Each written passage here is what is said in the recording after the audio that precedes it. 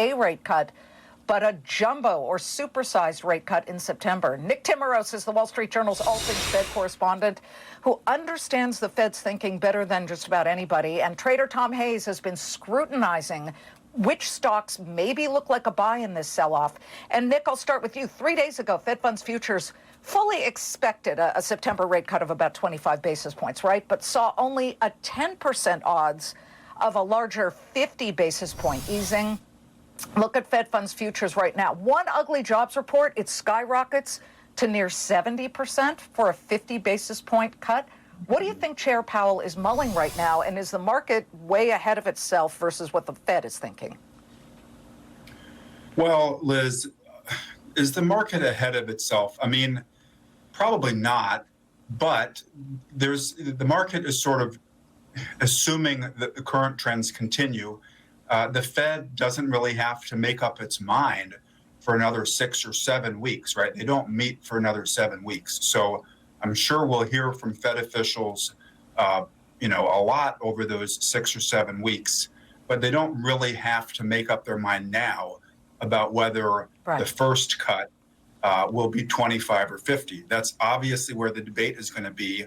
What I'm hearing today from a lot of analysts is, okay, you can do 25 at every meeting. There are 3 meetings left this year, and that's probably locked in now as a base case for the Fed. There are a number of people, though, who have said you need interest rates to get closer to neutral sooner. You need to be closer to 4% by the end of this year. And so you saw JP Morgan and Citibank put out calls this morning for 50 basis point cuts in September and November and another quarter point in December. I don't think you're going to hear Fed officials talking about that right now, but the next meeting is still a ways away. So, they'll have another jobs report before that meeting. We'll be able to see a lot more than we can today. Mm-hmm. June, July, September, November of 2022, you saw jumbo rate hikes. So we know that the Fed isn't afraid of making big moves of 75 basis points even. But the question is, now will Citi and JP Morgan be right? They are both claiming that September and November will see, a 50 basis point cut. Tom, not only is there no rotation out of mega cap tech and into the Russell is getting absolutely slammed, biggest percentage loser here. What's behind the panic selling there? And if there's any money leaving and going into somewhere, where do you think it's going? Well, the market's afraid of 2 things, Liz. First off is a recession because the SOM rule was triggered today. That's when the unemployment rate, 3-month moving average, moves up 0.5% higher than the lowest 3-month moving average 12 months before. That's a mouthful, but the markets are worried about a recession. That's why small caps are down. That's why yields are down. The second thing that's happening is the unwind of the Japanese carry trade. The Nikkei is down 20%. That's a lot more than the NASDAQ. And that's because the Bank of Japan has been the global liquidity provider while the West tightened to fight inflation. But the Fed has not stepped in now that the Bank of Japan is tightening. So you have this liquidity dislocation pocket.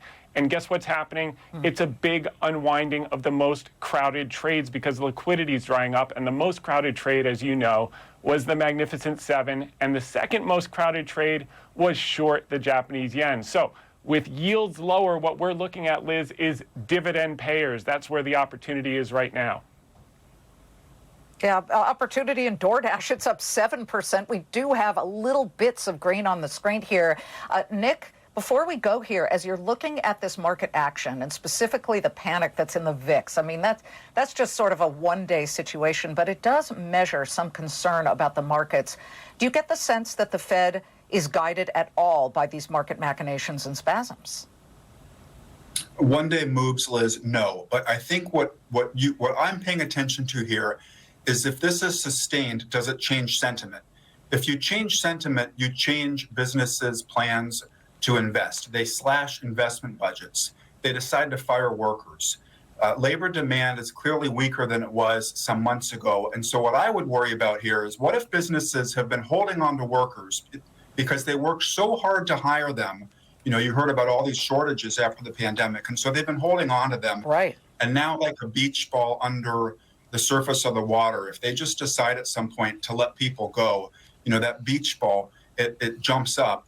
And you have to wonder if that creates sort of the recession dynamic that the market is worried about here, and this sort of feeds on itself. So I think that's what you have to wonder about right now. And a lot of people will be going into dividend-paying stocks, right, Tom? Really quickly, can you cough up a couple of names here very quickly that are paying out dividends so people can wait and kind of hang out there? Yes, Crown Castle International, 40,000 cell phone towers, 5.5% dividend yield. Baxter International, medical devices and supplies, 3.2% dividend yield. And Hormel Foods bringing you world-famous Spam at a 3.5% dividend yield while you wait, a steady grower. All right. Nick and Tom, thank you very much on a rockin' day. We are about 52 minutes.